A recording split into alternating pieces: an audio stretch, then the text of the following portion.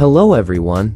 Welcome to another video on the channel. Today I'm going to show you how to hide your friends list from everyone on Facebook. That is, only you will have access to your friends list. Before starting the video, I really wanted to ask you to like it. This is very important to me. Let's start the video. The first thing we're going to do is open the Facebook app.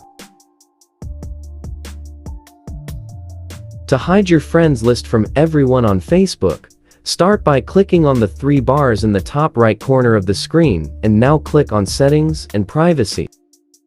Click on the first option in Settings.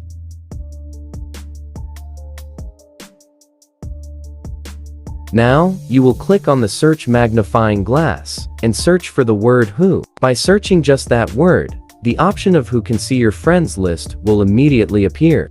We see that the option is enabled for the entire public.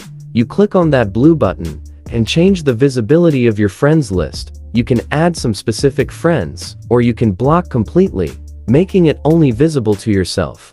To block it completely and only be visible to you, click on the Only Me option. After selecting this option, your friends list will no longer appear to anyone on Facebook, only to yourself, and the video will stop here. Thank you very much for watching. Don't forget to subscribe and like this video. See you next time.